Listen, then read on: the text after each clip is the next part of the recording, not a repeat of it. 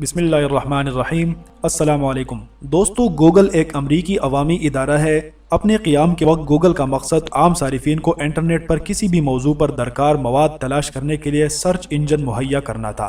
اسی وجہ سے گوگل کو مقبولیت حاصل ہوئی اور آج بھی یہ دنیا کا سب سے زیادہ استعمال ہونے والا سرچ انجن ہے۔ وقت کے ساتھ ساتھ گوگل نے خود کو بہت تبدیل کر لیا ہے اور آج کل یہ سرچ انجن کے علاوہ اور بھی مختلف خدمات مہیا کر رہا ہے۔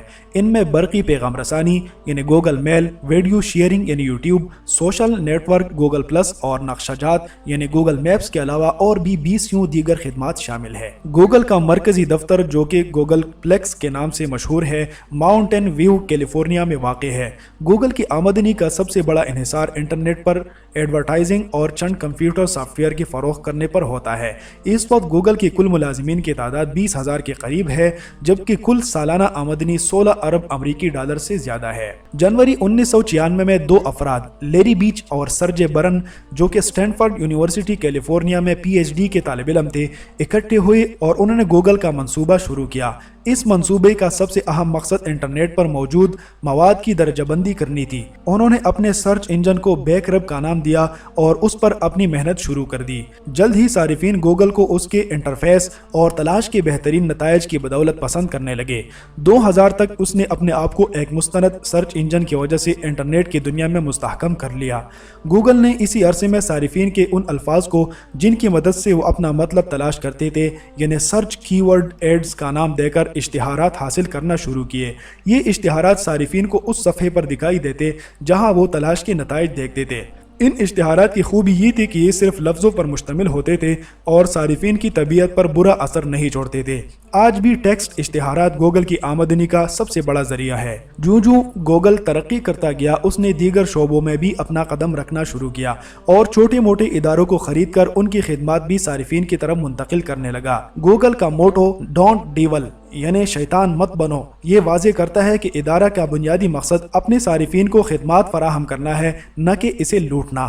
اسی تحرک کو بنیاد رکھتے ہوئے جہاں تک ہو سکا گوگل نے اپنے صارفین کو مفت خدمات پیش کی اور جن اداروں کو خریدا ان میں سے اکثر ایسے تھے جو اپنی مصنوعات صارفین کو فروخت کرتے تھے، جیسا کہ کی ہول کمپیوٹر پروگرام اور ارتھ ویو جیسے ادارہ۔ اس کو گوگل نے خریدا اور اس کو صارفین کے لیے مفت کر دیا۔ آج کل کے جدید دور میں جہاں ان 10 برسوں میں کمپیوٹر اور انٹرنیٹ نے بے انتہا ترقی کی ہے اور بے شمار ادارے گوگل سے ملتی جلتی خدمات پیش کر رہے ہیں، وہاں اب بھی گوگل سب سے آگے ہے۔ اس نے جو مقام اپنے چلانے والوں کی انتھک محنت اور جذبہ سے حاصل کیا، اس سے نیچے نہیں آیا بلکہ اوپر ہی گیا ہے۔ جب اس کی شروعات ہوئی تو مارکیٹ پر یاہو کی اجارہ داری تھی، جبکہ ایم ایس این اس کے عین پیچھے تھا۔ علاوہ ازیں مائکروسافٹ نے گوگل کے مقابل اپنا علیحدہ سرچ انجن بنگ کے نام سے شروع کیا، مگر ابھی تک اسے صارفین کا اعتماد حاصل نہیں ہو سکا ہے۔ مذکورہ دونوں ادارے کافی عرصے سے گوگل کے ساتھ مقابلہ کرتے رہے اور ان کی پوزیشن تبدیل ہوتی رہی، مگر اب گوگل نے انٹرنیٹ کی مارکیٹ میں اپنے آپ کو منوا لیا ہے اور مزید کافی عرصے تک اس میدان میں اس کا کوئی مد مقابل دکھائی نہیں دیتا۔ صارفین کے لیے ایک اچھی بات یہ ہے کہ وقت گزرنے کے ساتھ گوگل مزید نہ صرف نئے پروگرامات اور خدمات ان میں متعارف کروا رہا ہے، بلکہ دوسروں اداروں کو بھی مجبور کر رہا ہے کہ وہ اپنی خدمات بہتر بنائیں تاکہ گوگل کا مقابلہ کر سکیں۔ مثال کے طور پر کچھ سال قبل صارفین 1 MB میل بکس استعمال کرنے پر مجبور تھی۔ یاہو پھر بھی غنیمت تھا جو 5 MB میل بکس اپنے صارفین کو دیتا تھا، جبکہ گوگل نے جی میل کی سروس شروع کی تو ایک نہیں بلکہ پورے 1 GB میل بکس اپنے صارفین کو فراہم کیا اور اس میں روزانہ مزید اضافہ بھی ہوتا رہا ہے۔ آج کل ایک مفت جی میل اکاؤنٹ کے لیے میموری کی گنجائش 15 GB ہے۔ گوگل اپنے بڑھتے ہوئے دائرہ کار کو مسلسل بڑھانے کے لیے ایک عرصہ سے مختلف پروجیکٹس پر کام کر رہا ہے۔